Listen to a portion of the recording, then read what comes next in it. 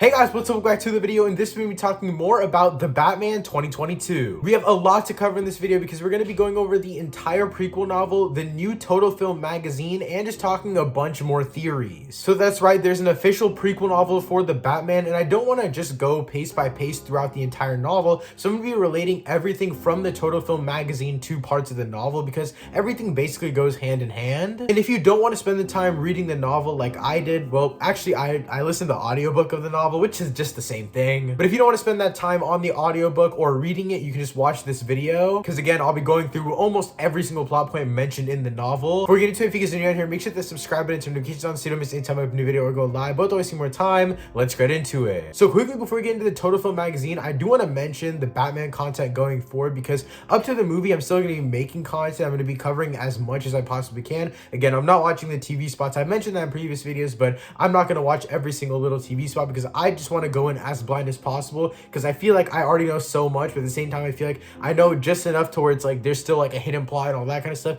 that not a lot of us know about, me included. There's also footage of Falcone and other characters that I don't want to see, and so I'm not going to watch the TV spots for that reason. But other than that, a bunch of other news I will be covering, like the interviews in today's video, the prequel novel that we did get. The prequel novel goes over a lot of things such as Batman's first technical love interest in the Matt Reeves universe, a really good and detailed backstory on the Riddler, and basically every other character in this movie. The only two that it doesn't touch on is Catwoman and Gordon. But again, other than that, we get a decent amount of stuff for every character, even Alfred. As for what's to come after the Batman movie does release, there's still so much to talk about. If you think about it, we still have both of the HBO Max spin-off shows, the GCPD one as well as the Penguin one. In this interview that I'm going to be going over, we do get mentions of another possible spin-off show, which again, we'll talk about later. So just the shows alone, we have so much to talk about, but there's also already sequel talk and a third movie, and we knew from the beginning that this was probably going to be a trilogy, and they're not going to announce a second movie before the first one comes out. I've rarely seen that ever happen in Hollywood. Pattinson does tease a future story in this interview with Total Film magazine, so I'm very excited to talk about that as well. But yeah, I just wanted to quickly mention that so I could update you guys on the future of the Batman content on this channel. I probably won't be making weekly videos like I am right now. It'll probably be bi-weekly, as well as the Q&A sections that we used to have on these videos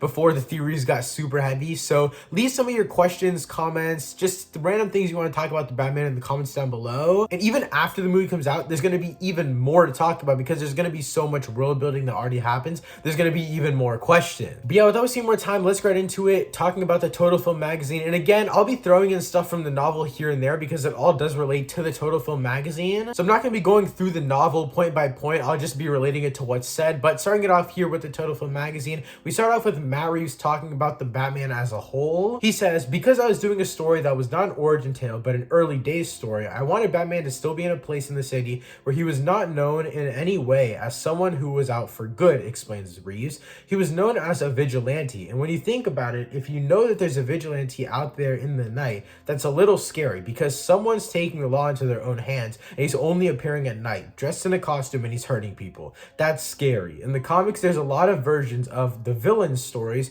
where they came to being in relation to the fact that there's a mass vigilante who's made this appearance, and they started to take on their own alter egos. Now, there's a whole section of the prequel novel that does mention his first night out, and that's like the main Batman fighting that we do get in the novel itself, and specifically in that they do mention his first time putting on the costume, his first time busting a drug scandal, or it wasn't a drug scandal specifically, it was illegal like items from the military. But nevertheless, I do understand what Matt Reeves is saying here. He's saying that obviously he only appears at night, so who is actually going to trust him? Everyone is going to be scared of him, and I really do love that. I love the sense of this Batman is still a year and 6 months in, obviously, and so it's very interesting to see the public response to this. And we've seen this kind of in the train scene sequences and stuff like that in the trailers, where the guys are like, who are you? And then he's like, I'm vengeance, all that kind of stuff. Like, yeah, that makes it for a very interesting story because it's like no one really knows who he is, but we do. Like, we know that the character Batman exists, but the people of the universe are still very skeptical about it. There's also stuff that's in the novel that talks about how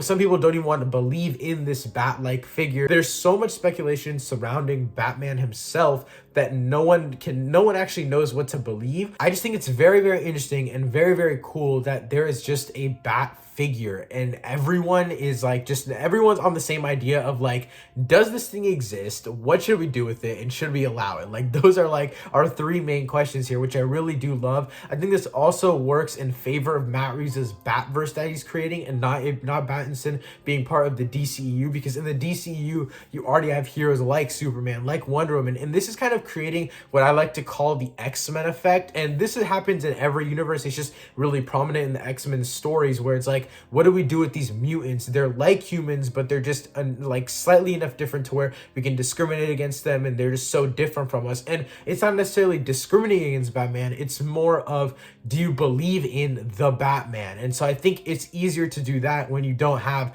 gods flying around with lassos and laser eyes and stuff like that. Like, it's much easier to make it to where people don't necessarily believe in this figure. I also like when he talks about alter egos of different villains and how that's based off of Batman being an alter ego of someone. Obviously the public doesn't know that it's Bruce Wayne, but Batman is a just version of a person, and so that's what the alter egos for the villains are, which I think is also very, very cool. There's no other section of the Total Film magazine that specifically talks about Batman, like Bruce Wayne, I guess, because Pattinson's interview does talk about like Batman franchises as a whole. So I do quickly want to mention something very important that happened in the book regarding Bruce Wayne himself, and this is the introduction of the Orphanage and stuff like that. So basically the way that the Orphanage becomes what we know as the Orphanage in the Batverse right now is that Thomas Wayne actually gave up the Orphanage, and he actually gave up Wayne Mansion, sorry. He gave a Wayne Mansion to give it to the Orphanage. So now that's the Orphanage place, right? So that's what we see in the trailers when right before Bruce says, you lied to me, Alfred, and it's Jeffrey Wright and Robert Pattinson basically walking into this thing, and they see green spray painted words on the cabinet. I forgot exactly what it said, but that was a massive moment in the trailer, and I think that's going to be the revelation thing for Bruce's when he starts connecting all of those different dots. But specifically in the book, they always mention that Bruce and Edward Nashton saw each other at the opening of the Wayne Manor or Wayne Mansion becoming the Orphanage, and we see a photo of this in the Japanese trailer where Edward Nashton is part of the choir and Bruce Wayne is sitting with Thomas and Martha Wayne, and he looks over, and Edward Nashton is glimpsing over at Bruce. And in the book specifically, we see it from Bruce's perspective, and he said that there was this weird kid just looking at him the whole time. He didn't know what to do, so he just smiled back. And then later on in the novel, we do see that Edward was actually looking back at Bruce, and he was mad at Bruce because he thought that he was smirking at him because he was obviously a lot richer. He had a family at that time, and he was just more well off than him. And so seeing the both of those perspectives and seeing what Matt Reeves just said about Batman, how no one knows who this mysterious character and mysterious figure is, I think that's really represented in Bruce and Edward's past relationship, where there's so much difference going on, where it's like they're both viewing these situations so differently. And I think that's gonna be kind of a connecting factor to who Batman is to the citizens of Gotham. I don't know if what I'm saying makes any sense, but I think that's just a little connection that I can make to the novel. I think it's more just symbolism of the connection between the villain and the hero, and also the hero and the society that he's in. But now back to the Total Film magazine. Next up, Matt Reeves is talking about Bruce's gear, and he specifically says he's on this obsessive mission. He's a rich guy who's able to use his money to do this stuff, but he's doing it himself. So I wanted at a practical level for you to see the seams in everything that he's doing. In the suit, you can see the seaming in the cowl. You can see what he's doing all himself. You can see that he's building the car in his garage. You can see the crudeness of it. There has to be certain unfinished and not polished quality to it. So that is the middle of the quote, but I do quickly want to stop there because we do get a lot of stuff regarding the Batmobile in the novel, which is so important in my opinion. And the biggest detail is that the novel actually mentions that Bruce Wayne builds the Batmobile or starts building it at age 16, and he actually goes into street racing and all that kind of stuff. There's a love interest by the name of Dex, and I'll go into the criminal aspects of this all later, but just this first love interest that we get introduced to for the Batman, which I mentioned in the intro of this video, that's very cool to me, and it all stems from the Batmobile. Him and Dex bond over cars and stuff like that, which is so cool to me, and I love seeing this Bruce Wayne starting off building pieces of what's later gonna become an arsenal of the Batman. So another specific thing that I do have to mention about the Batmobile is this one little detail in the story that we did get in the novel, where basically Bruce is speeding in the Batmobile, or at the time it's literally just a normal muscle car, but he's speeding really fast in it because he just installed some new nitro boosters, and he gets pulled over by the cops, and the cops basically say, oh, you're Bruce Wayne, we're not even going to give you a ticket because you're rich, so it's not even going to affect you, it's just more paperwork for us. And Bruce Wayne specifically hates this, and this goes on to the rest of the novel where he just hates when people recognize him. This happens when he's applying to do the street race in the first place. Number one, he's underage, obviously, but at the same time, they recognize him, so they make fun of him, talking about how he probably has a chauffeur, maybe he doesn't even know how to drive. But specifically, this police situation, I think it's very important, and this is just a very big character development moment for me in a very small period of time, where Bruce literally just in his head goes, I hate being Bruce Wayne, I hate that everyone knows me. And he said that it's not fair. And I think one big thing like regarding all of this is Bruce Wayne at that moment realizing how corrupt these cops are.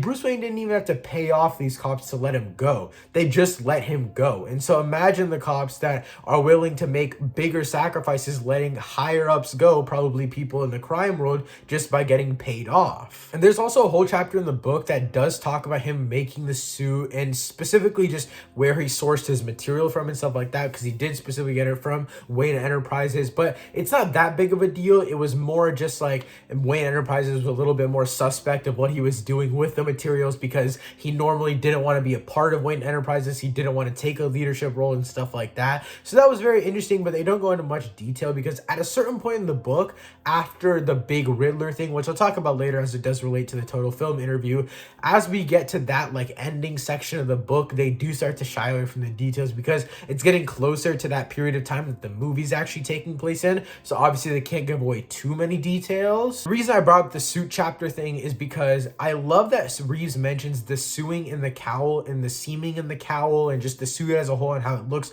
really rugged and just like everything can snap together and stuff like that. I really do like that. That's one of my favorite details in both the Bat and the Cat trailer and the second DC Fandom trailer. Those are my two favorite Batsuit trailers where we actually get to see parts of the suit. Number one, we obviously just get perfect glimpses, but we have this one specific shot of where it's a close-up on his eyes, and in both trailers it's color graded differently. It might be two different situations where it zooms onto his eyes and stuff like that. I have no clue, but you can specifically see the seaming in his cowl, and it looks absolutely perfect. We also did get Total Film pictures a few weeks ago while they first announced this Total Film magazine, and it's basically Jeffrey Wright and Robert Pattinson standing next to each other, and Pattinson's suit just looks absolutely perfect. You can see the battle damage on his cowl on the side, and it goes right through the stitching, which makes it look even more badass. But Reeves does go on to say, obviously the car needs to perform, so I thought it should look like a muscle car, and the suit needed to protect him so that to make sure it looks almost tactical and almost looked like riot gear. Alright guys, so I quickly do want to interject this video really quickly and talk about something that was just revealed about Bruce Wayne's gear, and that's actually through a GIF that I saw on Twitter, and it just released when the tickets went on sale. And basically we have our first look at the wingsuit that comes out of his Batsuit, and this looks like the time in the movie where he's running from what seems like the cops, or he's just gliding around Gotham City. I don't know the exact context, but the lighting looks the same as the other gliding scenes that we've seen in other trailers and teasers and stuff like that. As the clip is playing on screen right now, you guys can see the suit looks like it appears out of the cowl, or the suit that's already there, and it kind of comes out of his cowl, kind of like a suit. I don't know exactly what it's like kind of trying to resemble, but it looks like it comes out of what's underneath his suit at the moment. So it's not something separate that I used to put on. I was wondering in the Bat and the Cat, or the second DC Fandom trailer, when he's gliding, I was wondering how he puts it on so fast when he's running from the cops inside of the tower, but it makes sense now because he has it coming out right from his suit, and it looks like it's something that's stored underneath it. But again, I don't know too many details, but it just looks super sick, so I wanted to mention it. But back to the video. But then there was also the other aspect of it that was super important, which was to understand that both of them can have a purpose, and the purpose is to intimidate. There's kind of a horror aspect, and that's part of his intent, because the idea tactically is that he believes that he can use fear, he can intimidate the criminal element. So that the Batsuit in the car had to be able to materialize out of the shadows in a way that was kind of provoking a monstrous side, and so that there was an other element that was super important. It was about marrying those two things. Nothing too specific in the book book regarding this, but I did just want to say that there's a TV spot that I've heard actually shows the beginning of the Batmobile chase scene with Penguin. I personally haven't seen it, so I can't speak on it too much, but apparently it does, like, the Batmobile comes out of the shadows, and Pattinson's first reveal in that scene looks absolutely phenomenal. Again, I haven't seen it personally, so I can't say much on it, but from what we have seen of the Batsuit, I do love the change in the color and stuff like that, and how it's gray, black, and like light black, and not gray, that's like a middle ground between super dark gray and black. And I think that really just encapsulates the shadows part of what Batman is. I also do like that one picture or clip that we have from one of the trailers. It's from something, it's some Batman media obviously from this movie, but it's basically him crouched up in a light, and a flashlight shines on his face, and you can just see his face, and he's like perched up on the top of a wall. It's absolutely insane, and he just looks so scary, but I love it. But next up, we have an interview from Andy Serkis talking about the Batman in general. He says in this version he's a lot younger, probably more than in other iterations of the character. Serkis explains there's also a very naughty and complicated moment in Bruce's evolution. Alfred had a military background, then worked in the protection for the Wayne family before Bruce lost his parents. He has a great sense of duty, continues Serkis. He's very practical, not emotional. That's the part of the gap between them. Bruce is an extremely emotional character, and the only thing that really links them are skills, I suppose, in the same way that the things that he was able to teach Bruce in his younger years were fighting skills and code cracking skills. There's sort of a tragedy of Alfred as a character, and he can never have the connection he wants with Bruce that he feels he owes him. Total Film asked, how is Alfred involved in helping Bruce to be Batman at this point in the story? Serkis responded, he's watching. He's still trying to hold on to him, trying to stop him from disappearing down the rabbit hole at this point. I think he believes he's dangerous to himself and isn't particularly well formed as an idea. He can see he's heading towards trouble. Before we get into the final question that Andy Serkis had in this interview, I do quickly want to mention the relationship between Alfred and Batman in this movie, and specifically Alfred and Bruce Wayne, because the novel actually dives into that a decent amount, especially in the beginning when they talk about Alfred teaching Bruce different martial arts skills, and this leads into something that's even bigger regarding Bruce's education and stuff like that, which I'll mention in a sec. But I do want to mention Alfred is basically a British intelligence agent that now protects the Wayne family, like we read in this interview, and I think that's a very, very interesting. The age gap is a lot smaller, as Serkis mentioned, and so I think that's a really great idea. It makes the characters relate a lot more, even though they don't have a lot of like actual personality things to relate to, as like Serkis just mentioned, Bruce is a lot more emotionally developed character. But I think that by the end of either this movie or the end of the second movie, Bruce and Alfred will become one of the two same characters. Like, they will find a point in which they bond really, really, really well, and I think that's something that Alfred has to grow into with Bruce, and Bruce has to grow into with Alfred. So the way that this is kind of melded together in the novel, and the prequel novel specifically, is that the first night that Bruce goes out as Batman, and then he comes back home and Serkis is there. Serkis basically, or not Serkis, I keep saying Serkis, sorry, I'm trying to say Alfred, but the first time that Alfred actually sees Bruce inside of the Batcave, Bruce never knew that Alfred actually knew about the Batcave because it was the underground like Wayne terminal thing. And so it's very interesting to me, the first way that Alfred found out about it, he didn't necessarily say like, you need to stop doing this is so bad for you, like you're gonna endanger yourself. Like, he didn't say that. All he said was be careful, and then they didn't really say much after that. And so I'm very interested to see how that all plays out. But specifically talking about the fighting skills, I kind of skimmed over that initially with the college and stuff like that, but basically how it worked was in the prequel novel they explained that Bruce Wayne, when he went to college, he transferred colleges every single time he wanted to learn something new, and this is where he learned different types of like fights and stuff like that, because he traveled around to colleges around the world and stuff like that. But he also learned fighting from Alfred before he went to college, and specifically in the novel after he comes back from college for one of the breaks, him and Alfred actually end up sparring, and Alfred absolutely whoops him. Just another part of the dynamic that I really do like. But now to the final question that Total Film asked Andy Serkis. They said, what does Robert Pattinson bring to the role of Batman and Bruce Wayne?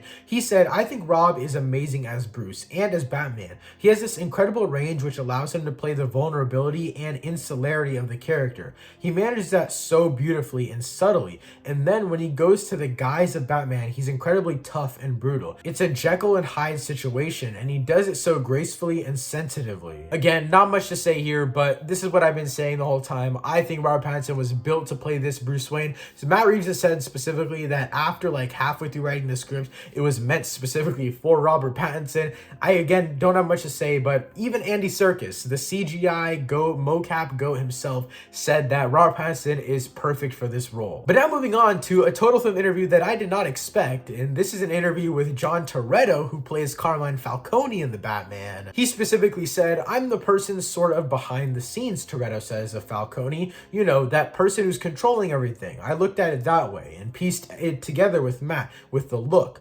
Toretto says, "You can sometimes feel like a cog in the machine within the biggest blockbusters, but not so here. I thought it was relatable, a lot of what we were doing. It was less of a superhero and more of a person who's developing this, you know? Is he gonna develop morality or not? Because there's this whole aspect of wanting revenge and vengeance, which is, you know, from Greek stories." Total Film asked, how did Falcone's look come about? Toretto said, "I told Matt if I could find the right pair of sunglasses, maybe I could do something with this, sort of like another version of The Mask. I wound up having a really good time working with Matt. He was tremendously collaborative and let me try a lot of interesting things." Total Film magazine asked, "Is Falcone old school compared to the Penguin, the Riddler, etc.?" He said, "There's these people in New York City, like Robert Moses. He built most of New York City. He was one of the most powerful men in America for years. He was corrupt, but he was certainly very powerful. That's what I thought of, whatever that can be called. I don't think someone who's old school thinks they're old school. I think they're normally like, well, this is how it is, and this is how I do business." I don't have much to say on Falcone because as a character, I don't know much about him. I liked him in the Nolan movies, but from what I can tell, and the way I'm going to relate this to the novel, because I do want to mention his involvement in the novel, is that I think that he's sadly going to have to die in this movie, and that's specifically coming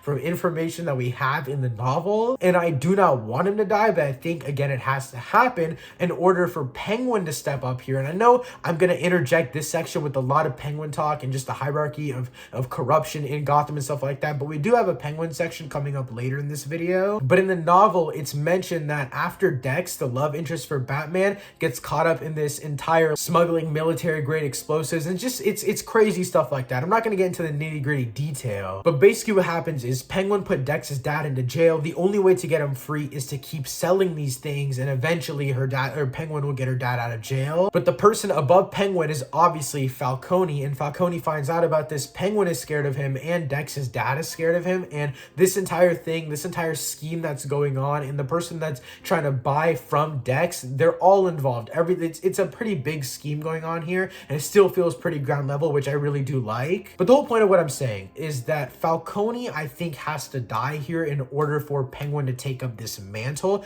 Maybe Falcone doesn't die in this movie, and maybe he dies in the HBO Max show for the Penguin, but I really don't know what the fate of Falcone is. This is one character where I couldn't tell you if he dies or not. There's a lot of other characters in this film that could be like automatic death, automatic staying alive. Most people are automatic staying alive, but Falcone is one character that I just don't know about. I have no clue. I could probably make an educated guess of he has to die in order for Penguin to take up this mantle and raise higher in the ranks of just where people go in the underground world and stuff like that. Like, that might be, I think that's necessary.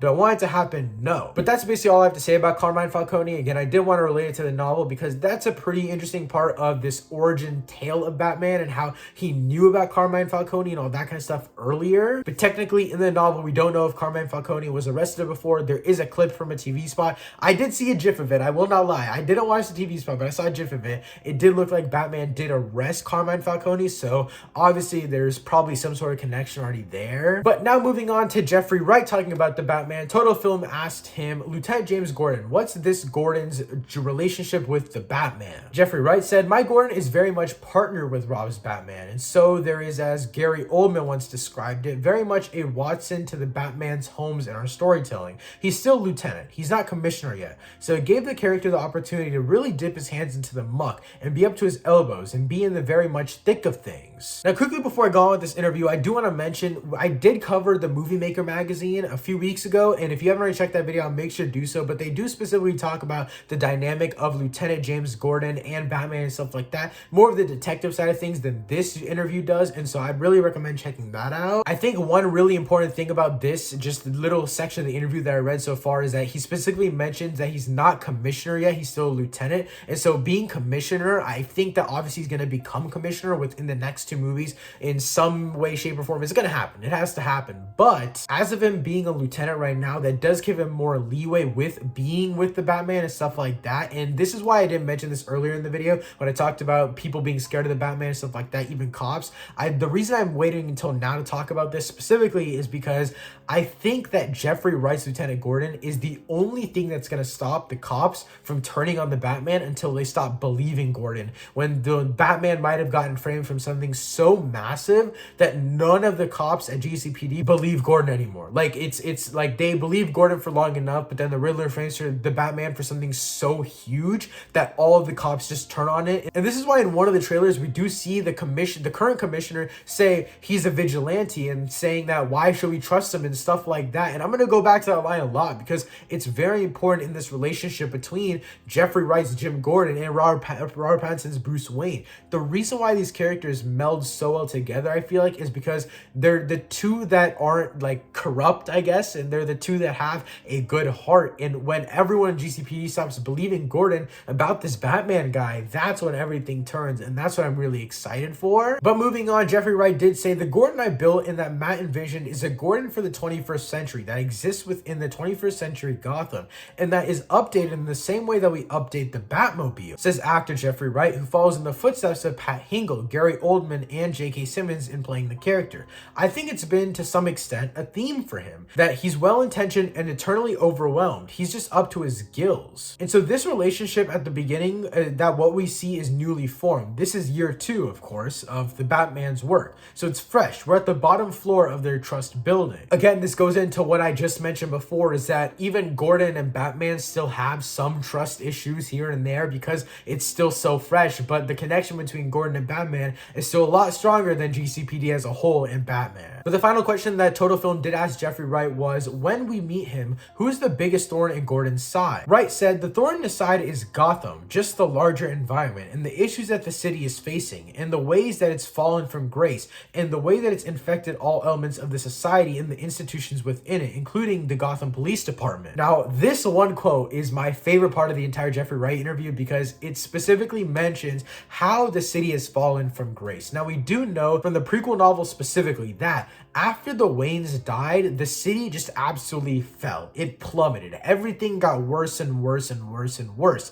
And I do like that it doesn't just get better. I like that it's just like the Riddler said, a cesspool of a city. It didn't get any better, and I really do like that. And I like that GCPD is making it even worse because obviously everyone there is corrupt. And that's why Jeffrey Wright specifically said, in the way that it's infected all the elements of society and the institutions within it, including the GCPD. This is also why I'm very excited for the GCPD show, because I'm not exactly sure when it takes place in terms of this movie and the novel, because if it takes place between the novel and the movie, that might lead for something a little bit more crazy, because at that moment you still have Batman running around in year 1. This isn't like, this movie is technically year 2 as the interviews are saying, but if I'm not mistaken, it's exactly 1 year 6 months. But let's just give a rough estimate and say that it's Batman year 1. Even Gordon doesn't have a good connection with Batman in year 1 because obviously Batman's still doing all these things by himself, as we see in the novel. And so seeing that entire dynamic is going to be very, very interesting, and that's why I'm very excited for the GCPD show. But the next interview from Total Film is Peter Sarsgaard talking about DA Gil Colson. He said, I'd say that he's somebody who, if you met at work, he'd be a completely different person than the person he is at home, Sarsgaard explains.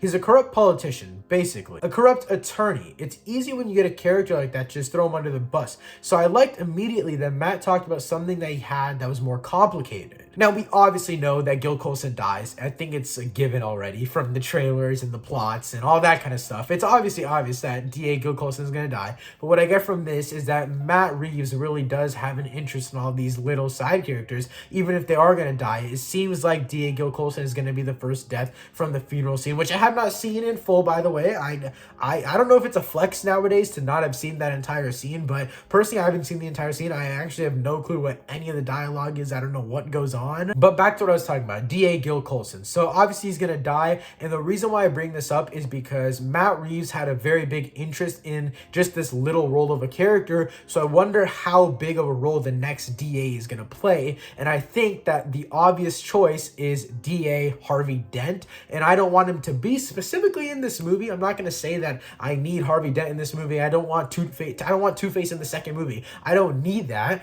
Maybe in the third movie, I would love to see that. Maybe even in a spin-off, I would love to see Two-Face, but I do think that by the end of this movie, we'll probably get some Harvey Dent mention. They could possibly just at the end of the movie be like, with the recent passing of DA Gil Colson, blah, blah, blah, Harvey Dent is the new DA, becoming the youngest DA in all of Gotham City and stuff like that. And maybe they just reveal the actor at the end of the movie or something like that. And then maybe all of the next movie, he's barely in it, but he's still there. And that's a chance for something big to be set up in the third movie. I just think it's very interesting that they had an interview with Peter Sarsgaard about it. He is popular though, so I will give them that. It makes sense as to why the interview is done, because he's very popular, but I don't know. I find it very interesting. And again, just Matt Reeves loving these small side characters and giving them the light of day. I do like that as well. But now to the golden egg of all these Total Film Magazine interviews, we're going to be talking about Pattinson, talking about the Batman, and Zoe Kravitz talking about Catwoman. Starting it off with Robert Pattinson on Batman. He says,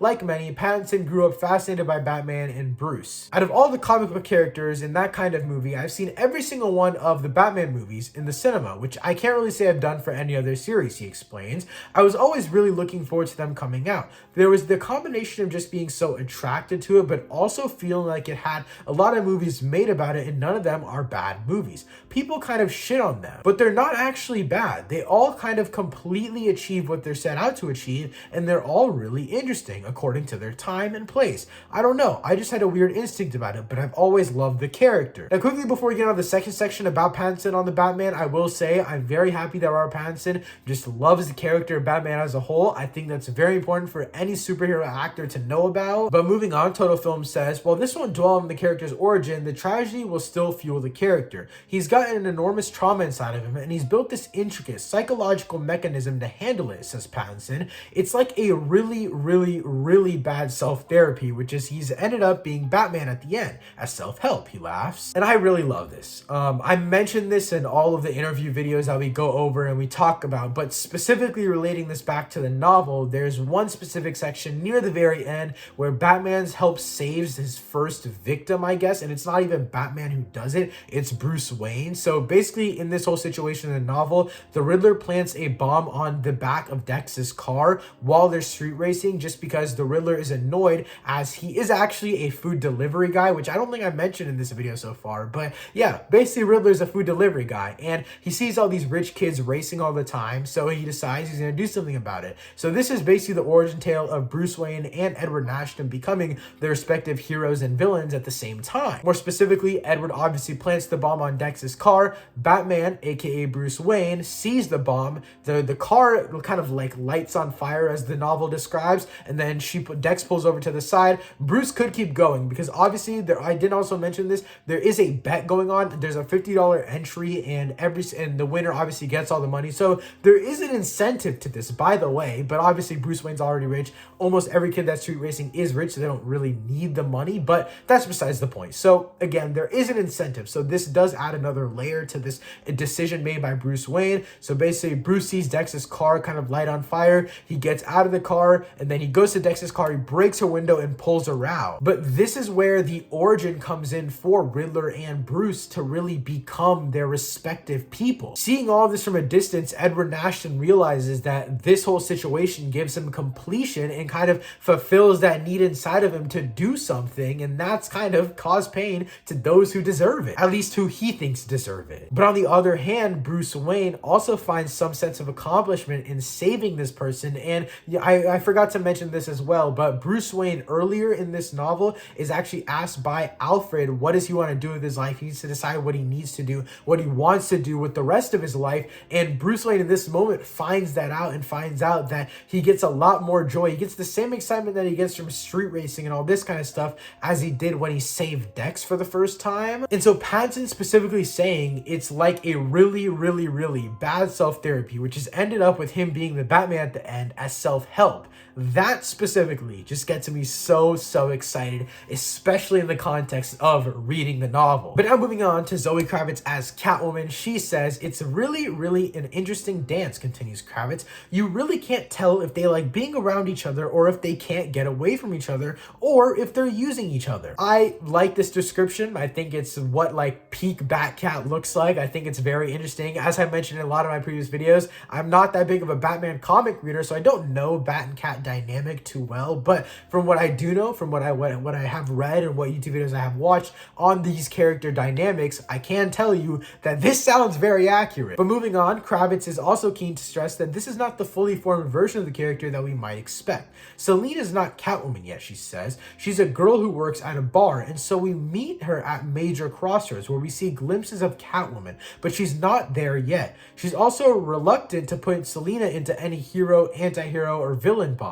I'm attracted to getting an opportunity to play a multi-dimensional human being with a point of view, she explains. And you know, it's all about perspective. She's complicated, and with the complicated woman, the word anti-hero might pop up quicker than it would if it were a man. Pattinson says when Selina comes to life, it throws such a wrench into this worldview that he has because he basically only sees people as good or bad. They can't be both. His body is basically telling him that he likes her, that she's a good person, but it's kind of breaking his mind a little bit. Now, there's a lot to unpack in these last two paragraphs right there, but I didn't stop in the middle specifically because obviously they do line up with each other, with her being an anti-hero, a hero, and a villain, and just all these different things. And Pattinson's Batman is so conflicted about it, and that's what I really like. It specifically mentions, and Pattinson specifically mentions, that he either looks as people are as good or as bad, and I think it's very cool to see that Selina Kyle is the wrench that's thrown into all of this. It's not really anyone else. I was thinking maybe he could have some connection to another cop or something like that in GCPD that's obviously not Jeffrey Wright's Jim Gordon and stuff like that. I think that would be interesting. But the fact that they chose Catwoman